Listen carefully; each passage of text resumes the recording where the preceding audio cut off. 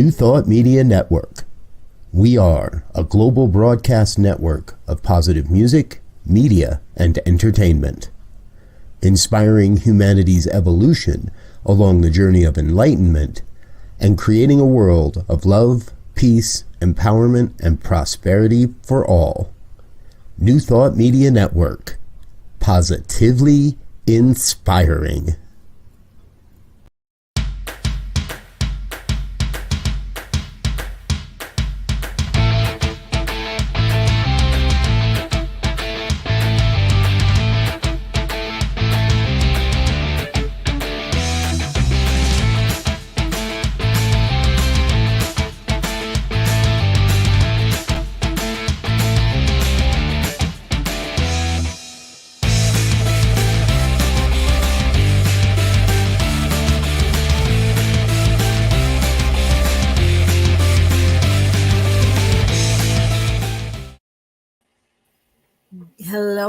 Hello. Thank you for joining us here on Rockin the Love. I am Robyn. And I am Gil. And as she just said, this is Rockin the Love. It's another Wednesday. Good morning. It's another Wednesday, and we're in separate boxes again. Yes, we are. And our background, you would think from the background we're in the same place, but we're not. Actually, two separate studios, two different places. Two separate studios, both a mess. Both a blur. Yes. Hello, Shay. Thank you for joining us. We are separate again. Gil left last night to go back to New Mexico, and I am here in Oakland. So as some of you know that have joined us previously, we are a married couple, and we live in two different states right now. I currently live in the state of confusion. Where do you live? I was ready to say we join each other in a state of confusion. I am in Oakland, California. And I am in Albuquerque, New Mexico. Yeah. And it's lovely weather today, beautiful outside. So. Here too. Except the weirdest thing happened today. Yeah. We got an earthquake warning. Wow. And it did the beeping thing on your phone, like when you're having an air raid kind of thing. And it told everybody to like duck and cover if there's an earthquake, and we're expecting a 4.6 earthquake or something. Wow. Right? Wow. And it's the first time they've ever sent out. Did they say how long they were, like what the time frame was they were expecting it? I didn't look at it. Okay. I didn't look at it. My sister screamed down from upstairs, there's an earthquake warning. I glanced at it and I was like, I don't have time. So if I stay out of the garage, nothing will fall on me. I'm good. That's the way I roll. It's done unto me as I believe. So there you have it. I don't have time.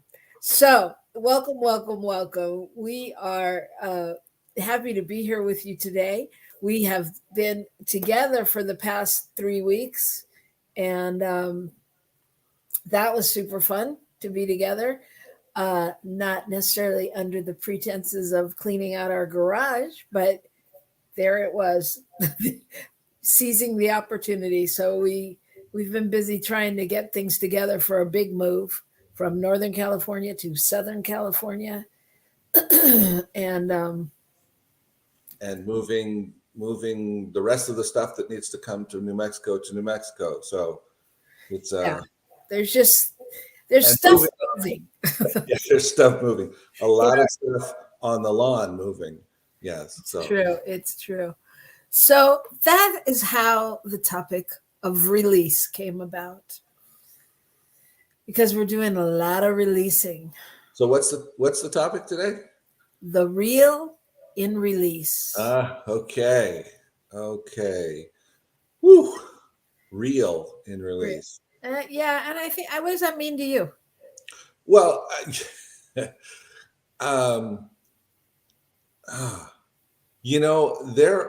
are a lot of.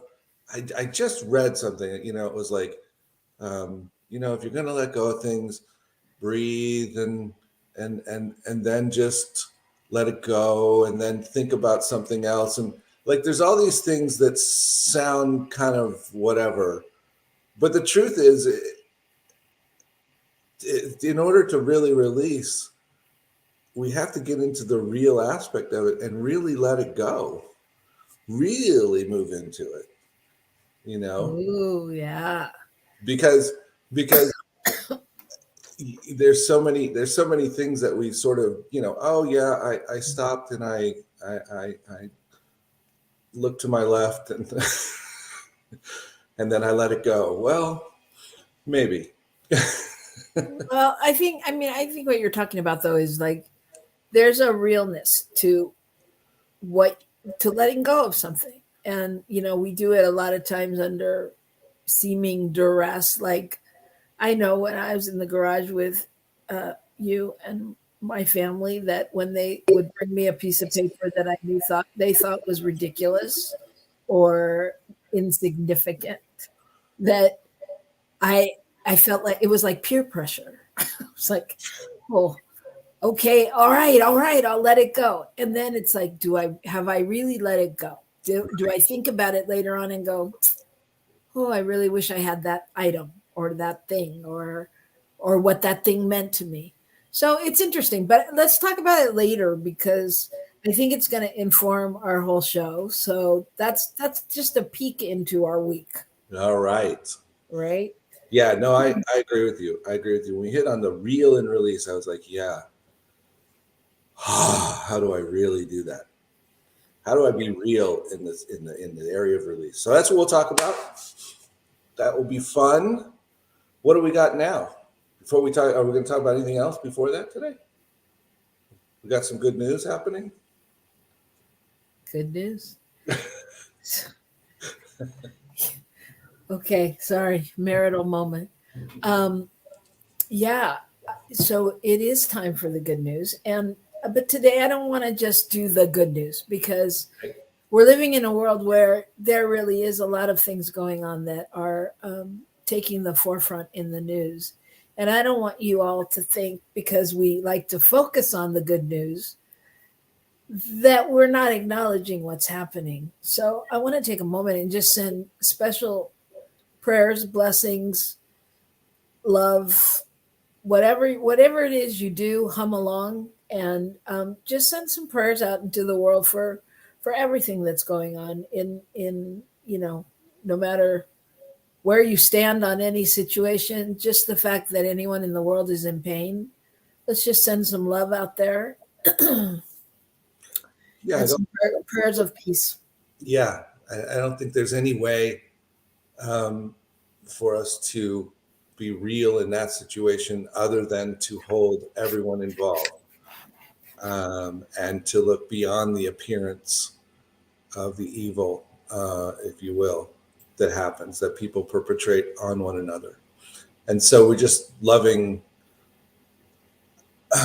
and standing knowing that there's something bigger and something more inclusive happening in Ukraine and in Israel and Gaza and, you know, with people perpetrating acts of violence on small children. We just know that there's something more, and we find a way to go beyond finding a right and wrong and this side is good and this side is bad. So And I just want to add to that, not only those places, but all the places we don't hear about, and all yes, the places that aren't mentioned, and all the places where you know there are people and children not eating and not taken care of in a way that every man, woman, child, she, they, them should be.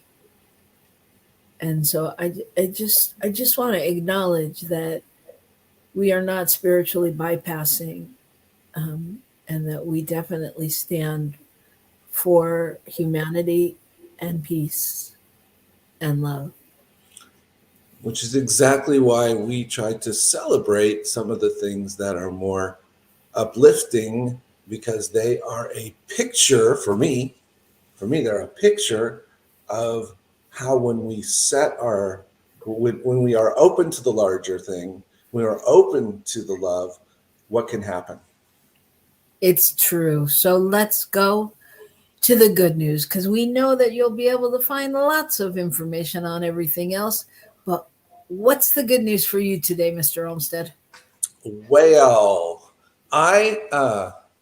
it isn't lost on me that there's a woman named Karen, a Swedish woman. And as all of us have been familiar with in recent days, the Karens of the world have gotten a pretty malign name. However, this woman is the first ever to receive a prosthetic that fuses bone with metal and electrodes. Now, the significance of that is that it actually connects a prosthetic arm and hand to her body, which she can control because it's connected through the nerves, and which the body, how do I say it? The body is embracing it, actually growing it into itself, so that the issues with pain and uncomfortability, et cetera, of this kind of thing begin to be dissolved in this process. And so it's taking a lot of different kinds of sciences and putting them together, from the very mechanical, et cetera, to electrical, to surgical, to all of it to make it happen. And I just thought it was pretty cool that, that's pretty amazing that we can do that as humans, that we can find that way. And while she's, the first one for this, what does that mean 20, 30 years down the road for people? And I'm trusting it means something pretty cool. So that's what's up. That's amazing. I saw that story, and I saw that she had also not wanted to get a prosthetic arm for like number of years, like 20 years or 15 years. Yeah. So this is, and then it was a whole new lease on life for her. Yeah. Yeah, that's amazing. That's amazing. Yeah, technology is amazing. All right. Well, speaking of amazing, I couldn't decide if I was going to speak of amazing or technology because I have two stories. But so I'm going to talk about amazing. The story today are that carrots are not the only good thing for your eyes, and that if you're older, you should eat grapes. So, in a small new study, they just found out that grapes are actually really good for your eyes, and for older adults especially, because it has a lot of older adults have degeneration in their eyes and from oxidative stress, and grapes are high in antioxidants. And so the research team discovered that after eating like 1.5 cups of grapes a day for 16 weeks, that it showed a significant increase in the molecular pigment optical density. And that sounds really important. Yeah. Yeah. So, no, but so it ended high, like it's high levels of like key risk factors for eye disease, like stress and all of those things. And so it was a small study, and they're going to do more studies, but it makes sense. Well, it makes sense. And it's one of those things that you go back and you go, so why is it that the royals are depicted with people feeding them grapes, and how many things do we intuitively know long before the study ever shows up? How many ideas are intuitively in place, and then we go, oh, that's why people used to eat a lot of grapes or whatever it is. I think it's right. That intuitively we were just doing the right thing.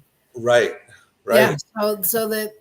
So the regular intake of grapes could improve eye health in older adults. So nice. Yeah, it is nice. It's good to know these things as we move along in age. And who doesn't want to eat grapes? Well, and then with what you were saying too, I think about all those saying like, grapes to you and sour grapes and things like that. So maybe like grapes really did play a bigger part in everything. And Shay is literally eating grapes right now. So see, there it is. Wow. Okay. So keep eating them, Shay, if you have eye issues. That's right. And as we know, keep eating them and knowing that this study is absolutely perfect and that, things are changing. That's wild. That's great. Thanks, Shay, for being timely. All right. So that is our good news. And I'm excited. I'm excited to get into the reel of release. So when we come back, that's where we're going to start. So make sure you go and you get your grapes and come back and join us right here on New Thought Media Network. Let's do something fun. Let's go on vacation. Let's take some time off just to do something fun with none of the usual to-do list that we have to deal with from day to day. And let's do it right now. And it'll only take a few seconds. Take a deep breath. Let it out. Take a break. Give yourself the gift of a moment. Allow yourself to stop doing and simply be. Because you are a bright light of love, and for you, being is more than enough.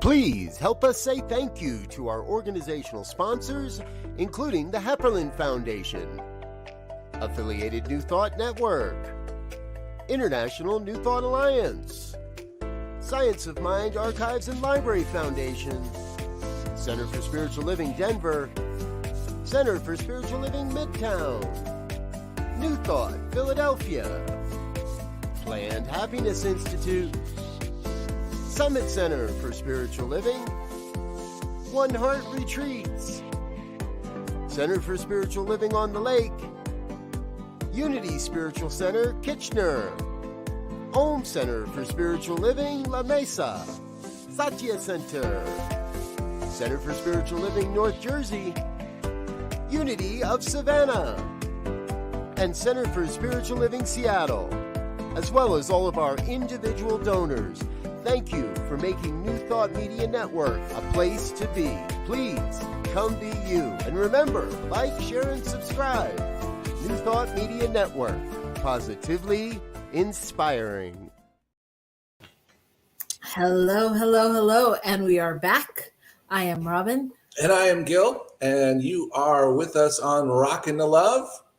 And it is Wednesday. What's the date today anyway? Do you know? The 18th. The 18th of October. Geez, I got lost somewhere in there.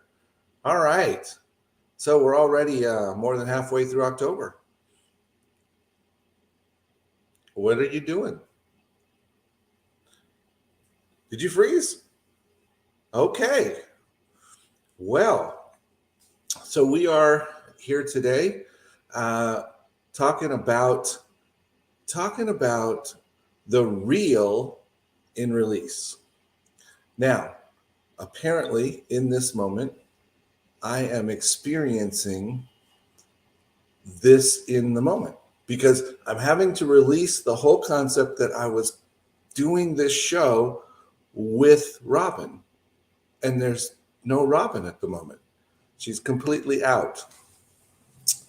So that changes things quite a bit, but I am going to stay with you all and see what we can do about it, because this is an opportunity to release what I thought was going to happen and move into something else. So who's thought about release? I mean, what does it mean when we really release something, when we let go? And I was checking this out, and one of the things that I found that was really fascinating is release is connected to the idea of catharsis. And I hadn't really thought about it this way. But often things occur where suddenly we have this release of emotions, where people kind of have this, what we think of as a breakdown of emotion. And we go, and we may cry, and we may curl up in a ball, and we may whatever, but that there's something about that moves a lot of stuff through us, moves it right out of our space, and we can really release it. We can let it go, because we hold so much inside so often. We take stuff and we hold it inside, and then it stops us or changes the possibilities of how we can move forward in our lives. Thank you, Shay, for chiming in. A huge part of release for me is forgiveness. Reverend Michael Bernard Beckwith helped me with this. Letting go of victim consciousness. Lots of crying. Yeah, lots of crying is not unusual at all. And forgiveness is huge. Forgiveness is our release of something we're holding on that we are blaming someone for, in my opinion. We are somehow blaming ourselves, we're blaming someone else. We are putting the reason for our discomfort onto ourselves or someone else. And to forgive that, to let that go, to release that, changes our ability in all ways. Well, this is Robyn calling me now. Let's see what she has to say. Hello, Robyn. How are you? Hi, are you? I'm doing a show right now. What are you doing?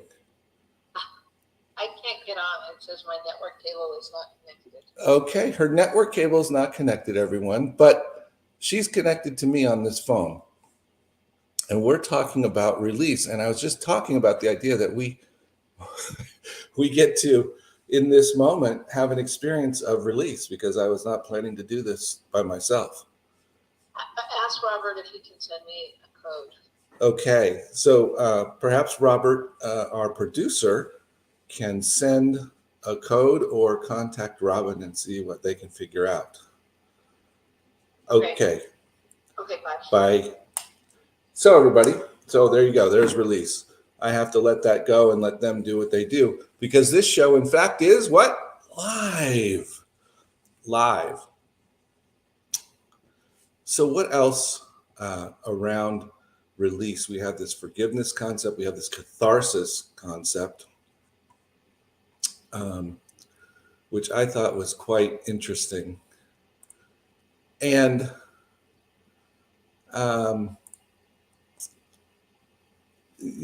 another thing that I looked at was an article about addiction release. And this was a story about this thing that seems to happen occasionally with people, where they reach a point where all of a sudden everything changes for them. Everything in their life changes. Their desire to be involved with whatever the addiction is, whether it's drugs or something else, suddenly they have no taste for it, no desire for it. So they completely release this connection to it. And literally, it's as if they become this new person. And it's described by people who've been through it as if it's like just this spiritual 180 kind of thing. And just all of a sudden it's different. And who they relate to and the places they want to be and the things they want to do completely change. And so for any of us who have experienced addictive behaviors in ourselves, I know it's very, it can be very difficult to release that. And yet to get, to find a place where suddenly things move is miraculous. And it's even said that the founder of AA, Bill Wilson, I believe his last name was, actually had an experience like this after many times of starting and stopping, etc. And suddenly everything changed. And his whole 12-step program was an attempt to create for others a way to walk through in a process to get to that change that he had experienced. So real release is not something that happens in a moment. It's not something that happens. Well, let me rephrase that. That's not what I meant. It's not something that necessarily happens in a moment. It can happen in a moment, and it can happen in a process. And that's the difference. So Shay said, I had that experience of letting go of addictions, 180-degree spiritual turnaround. My personality is now in alignment with my spirit. Shay, thank you for sharing that. That's very, in my opinion, very courageous to put that out there. And yes, isn't that amazing how we can feel, and any of you who have struggled with anything that feels out of integrity in yourself, you feel like you're out of alignment with your own spiritual understanding, and there's not a way to get back, if you will, to equilibrium, to get back to that place that feels right, because you have two things happening. You have this part of you that feels very spiritually understanding and connected, and this part of you that feels like it's completely outside of that, and it pulls you off track, and it takes you down a road where you don't have time, and you don't have energy, and you don't have etc. to be connected more with your spiritual self, and therefore you're not able. Well, one is not able to give to the world in the same way. The gifts, I know in my experience, gifts begin to be held down, and because I'm holding them back because of how I feel about the process. Hello, do I know you? Hi. You're back. Robyn's back. Apparently, Yeah. apparently you needed to release me. Yes. No. Wait. Okay, let's stay where you are. Yes. So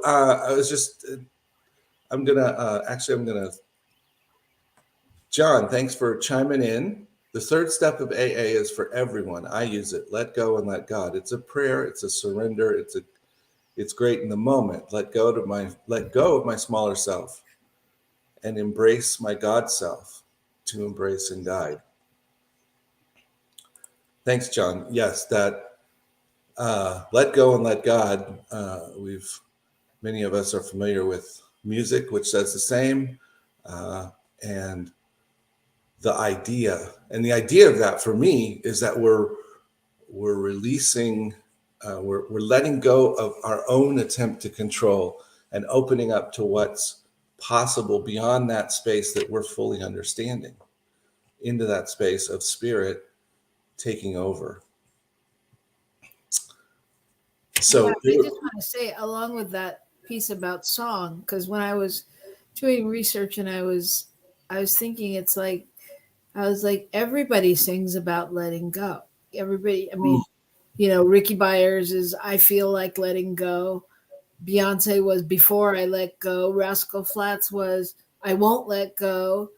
And then Ricky and Michael Beckwith came around to I Release and I Let Go. And people are always singing about letting go or not letting go, right? Yes. Yeah. Frozen, let it go, let it go. I mean, it's all about let the phone call go. Let it go. What an interesting day it is here. Anyway, so yeah. So yeah, we were just, I don't know how much, were you able to hear us during the time? No. No. Okay. So we were discussing The concept of having that unexpected spiritual shift that some people experience when they have addiction processes, where they suddenly just lose all taste and desire for the addiction and totally shift their direction. And the fact that actually the founder of AA had an experience like this after many, many, many years, and developed the 12-step program to kind of emulate that, to create a process for other people to go through to get there. So that was kind of the basis of what we're talking about. And so there's this real release that happens, and it doesn't always happen due to our volition. It can happen because we allow it to happen. I think that may be the biggest thing, is what do we allow to happen? Do we allow ourselves to let go of things? Well, that's an interesting question. I mean, I think, I don't know, for me, just in like when we thought of the topic of release, I was like, so what does that really mean? And then I started to notice how many things or how many ways we really use release. Like, what do we want to release? I mean, sometimes we want to release weight. Sometimes we want to release clothes that don't fit anymore or are out of style, or then we want to release thoughts and belief systems and stories and patterns and relationships that don't work, and things that don't bring you joy, or things that make you angry, or loved ones that make their transitions, or loved ones that you realize you can't be in a relationship with anymore, or or ideas, letting go of ideas of the way you think something should be. You know what I mean? I mean, there's such a there's a lot that goes with that word of release. It doesn't just mean one thing. So what does release mean? Do you know? So interesting that you asked that, because it's probably the first week I haven't looked it up in the dictionary, the topic. Because I'll tell you what strikes me when I hear it is release. And of course, we've been in this process of leasing, with the move and all. And it's like, it's the opportunity to enter into a new lease. It's to release. So to re-enter into something that works for us, and by letting go. We release things, or we're letting go, but we're creating a new lease with them. The new lease says we don't have to hang on to them. They aren't part of our thing. Or we've now got a new lease with these other things. So it's a new, like where a new lease on life comes from. Right. That's interesting, Gil. And John says, I'd like to release polyester. Is that your pet bird? Who is that, John? And Shay says, what Robyn just said, I've let go of all of that and more. I've had to basically start over, and it's a miracle. New lease on life. Yes, new lease on life. Yeah. So, okay. So how do we begin to do that? How do we begin to let go of what we don't want, or what doesn't serve us, or what stands in the way of what we want, or let go of, people in our life that we love? I think for me, the getting real part is to acknowledge my fear and my concern about my own identity when I release. Because what holds me back, what makes me hang on, is somehow there's something there that I must have in order to be okay. Does that make sense? Whether it's a memory, a piece of clothing that reminds me of something, even though it's got giant stains all over it, or whether it's something else, I have to somehow go beyond the idea that without this thing or without this person in my life, I can't survive, because I'm going to be lacking somehow. And it's not always, that it's the quote positive thing. It's not that's the best thing to be connected to. It's just that I understand it and I know it. And if I let it go, I'm going to have to be something different. And that's where the real comes in.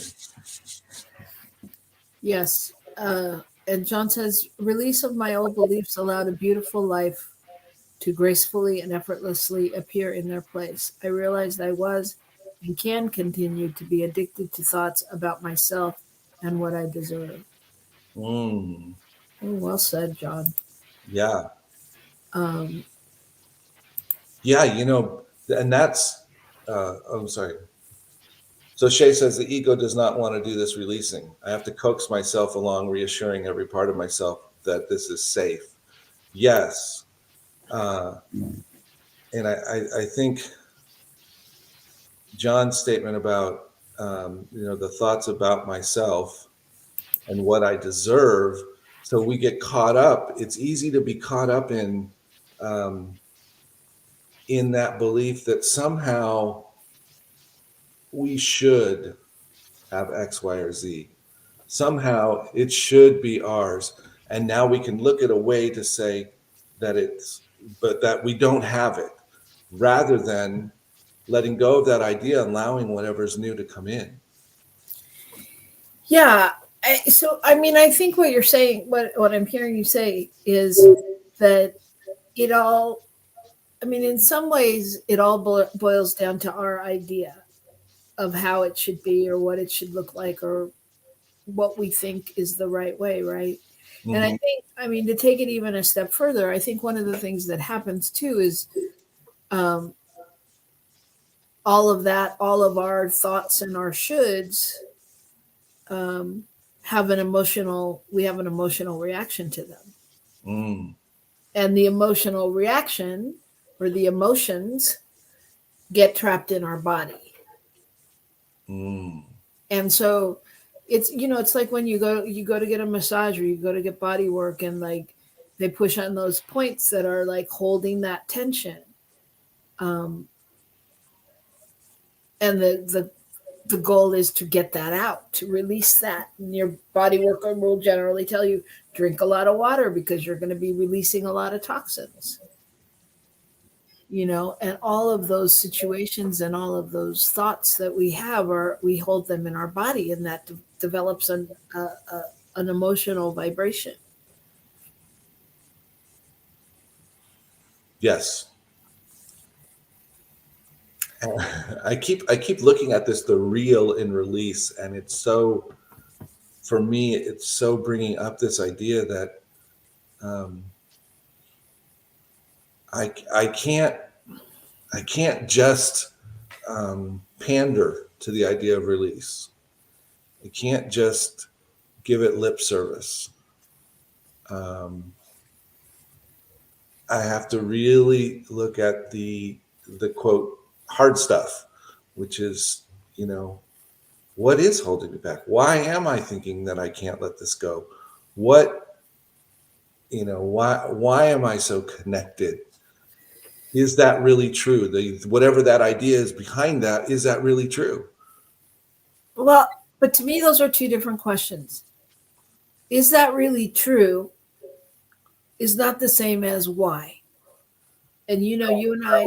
No, my is that really true? Is the why really true? Yeah, that's what I meant. Because for me, when you go to the why, or anyone goes to the why, it's a slippery slope, because why is subjective. For all situations, why is subjective. And your why may be different from my why. But but the important part, I think, is that we're constantly taking in information like this and asking these questions, and that's what generates this conscious or unconscious emotions and responses that we hold on to in our body. And that's why when you go to throw away my little piece of paper or whatever it is, I'm having my own thought. It's like, it's not just the, for me, this is just me, not everybody necessarily. It's not necessarily just my thought, but that's something in my body that is attached to that experience of whatever happened with that little piece of paper. And we had this conversation a little bit while we were going through our boxes and things. And I was saying to Gil that, for him and for my sister and, various people, it's easier for them to like throw something away or get rid of something. Whereas like I pick something up and I totally remember, I'm like, oh yeah, this was the day we were at the park with my mom and we went to blah, blah, blah, blah, blah, blah, blah. And it's a story and it's a whole like visceral memory, And so I think what I have to reconcile with in those moments are, yeah, it's a memory and it's good to have it. And, and I guess what I also said to Gil last night, just in conversation, was that some of those memories I would have never had again without seeing that stuff. And so where do our memories go? And that's where, for me, like the loss really comes up, because like I'm sitting here with this, can you see this? Mm-hmm. You Yes. know, this is the corsage dried from our son's wedding. Mm. Do I need to keep it? What am I going to do with it? Where am I going to put it? If I take a picture of it, will I ever look at it again? If I take a picture of it, will I know what it is? Because we don't write on the back of our pictures anymore. They're in our phone. And there's all those things. So it is a version of like loss, on some level, when I release. Mm-hmm. Mm-hmm. And I think that was part of what I was going toward, was the idea of how do we trust, how do we move to that place where we can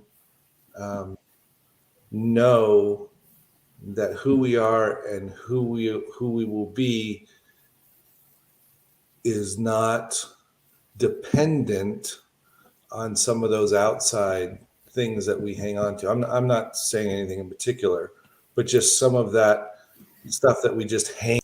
Buddha said, why was the booby prize? Well, maybe that's why I like it so much. And Shay said, there's so much grief involved. Again, lots of crying. Yeah. There is. There's a lot of letting go, Back what John shared here, that released cigarettes over 20 years ago by blessing and releasing each cigarette I smoked. The second day I had 2, the third day none, and blessed them with love and released them, was instruction from Louise Hay. So another way of both acknowledging what's going on and blessing it and allowing it to be, and not and realizing that it is what it is and just let it be. It's what I heard in that. Yeah. And I think it's super important that we go to how you release things. This was a quick hour, but maybe that's because I wasn't here for part of it. It wasn't so quick for me. No, because I feel like there's so much. I feel like we've just touched the surface. We've just touched this, and we haven't even talked about our week, supposedly. Well, we haven't talked about our human release.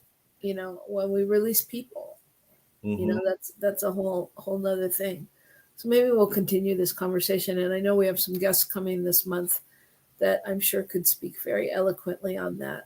Reverend Sherry Greer will be here, and yeah, we'll have a little more conversation. But while we're here, I think when you get to a place where you want to release, I know there's so many different ways to do it, and there's the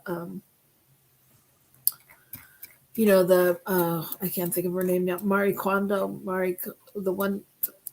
Oh, so sorry to put this on tape for the rest of my life. the woman who releases, helps release stuff. Uh,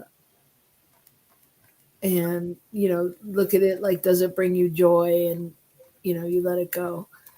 I think it's Mari something. Anyway, KonMari. Yeah, KonMari method. Okay. Anyway, um, so focus on what you want to keep, and then let the rest of it go with gratitude. And I feel like, so our week revolved around, we had a garage sale that was not really heartfelt. It wasn't like we were those big garage sellers that post for the week and put signs all over and all of that stuff. But we did our best. We had a garage sale, and then we have things on our front lawn now for free that I feel like we're letting go with gratitude, just blessing them and letting them go. And knowing that somehow the place they need to be will reveal itself. And somebody will have joy from having them for free. Oh yeah, people are thrilled with coming to pick up a microwave or a ladder or things like that, and that's exciting. But I think the steps, like the steps in just releasing stuff is, focusing on what you want to keep, and does it bring you joy, or is it growing mold, kind of thing, and then you let it go with gratitude, whether you're throwing it away or giving it away. And you can take a picture of it if you want to remember it. And then I think, I read somewhere the question to ask yourself the question, do we want our kids to have to go through it after we're gone? Yeah. But seriously, like, because I know that our kids would look at this stuff and be like, "Ugh, no." Well, it doesn't look like, it's not an exciting box of things, so much of it, like our workshops on, meditation and things, they'd be like, yeah, okay, I can get this on YouTube.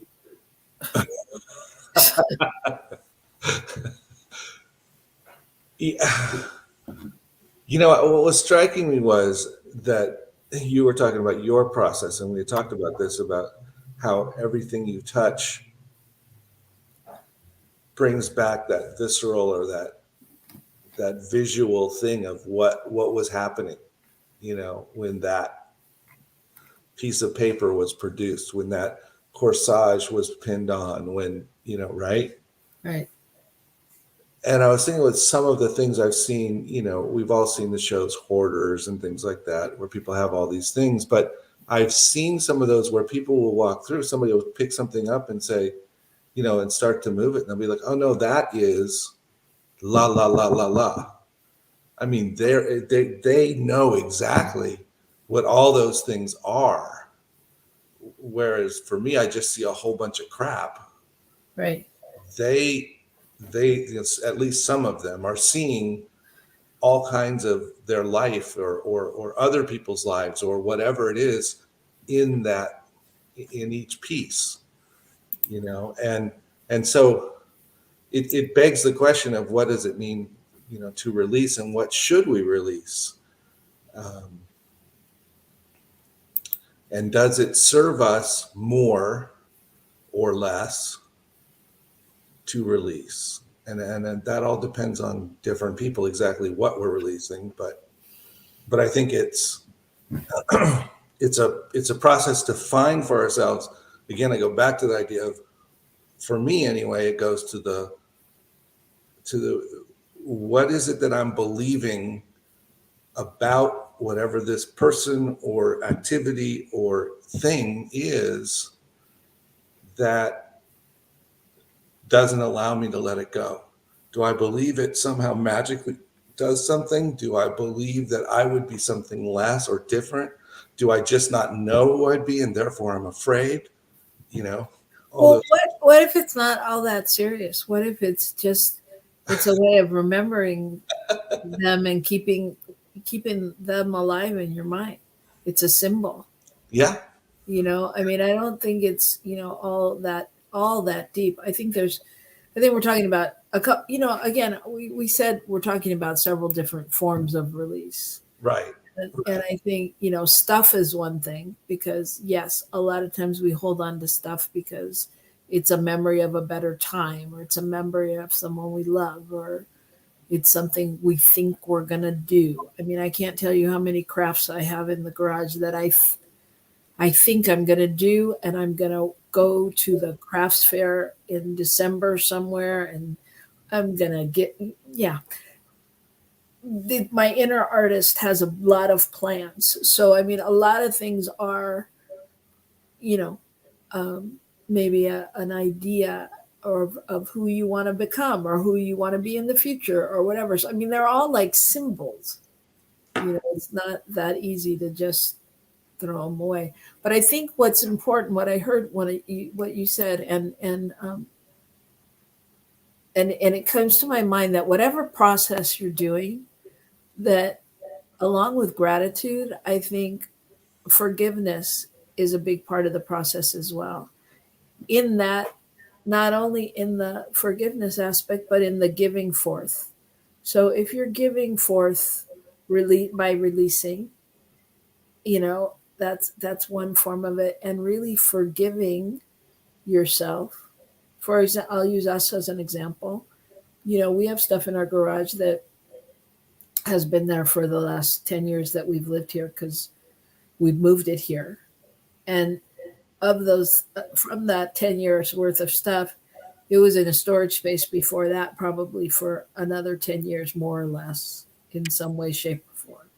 So we've carried this stuff with us for 20 years, basically, or more. And so forgiving ourselves, because we're, after having a place where we could have it and thinking, oh, we're going to look at it, we're going to go through it, we're going to create this, we're going to get rid of that. Now we're up against the wall going, what are we going to do? And so really being able to forgive ourselves as well for holding on to it or whatever, however that looks. Releasing ourselves from our own tyranny. Yeah. Yeah. So there's a lot, y'all. I feel like I was in a therapy session. But, yeah. So I want to just quickly before we go, most of you probably already do this in some way, shape, or form, but here's a little just outline of how you can do some kind of release inventory on your life. And if you outline like the major areas in your life or the things you want to focus on, whether it's love, relationships, career, money, health, spirituality, personal fulfillment, whatever it is, if you outline those and you list for those areas, whatever your pain points are, whatever comes up that you're constantly struggling with or that you want to move through or that you're aware, that you feel that pain in your neck when somebody talks about, the clothes you need to get rid of or whatever. And then for each pain point, if you can just start to think about maybe the underlying belief around that or what your story is around that. If it's love and relationships, is it about worthiness? Is it about, whatever, you guys get it. I think whatever you're feeling like is the underlying belief there. I'm unlovable because, or I'm not enough because, or I'll never have a relationship that makes me happy, whatever that is. And then for each underlying belief, if you can create an affirmation or know the truth of that situation. And I'm not telling you to spiritual bypass it. I'm telling you, be with it, do what you need to do to really feel into it, but then really know the truth of what we believe in that, God is a loving, nurturing space of infinite possibility. And so if you're believing that you're unlovable, know that you are lovable just the way that you are, and that you deserve a relationship that is fulfilling or meaningful or makes you happy. And then once you have all that you want to release, and the feel some kind of movement or living into it, even if you're just faking it until you make it, or putting it up on your wall and just being with it every day and working through it, the pain point will begin to shift. And you'll begin to acknowledge the things that aren't serving you. Yeah, until you really shift and grow into that new way of being. Wow. Thank you. I think you said a lot of things I was trying to say Well, in a nice, concise way that made sense. So thank you.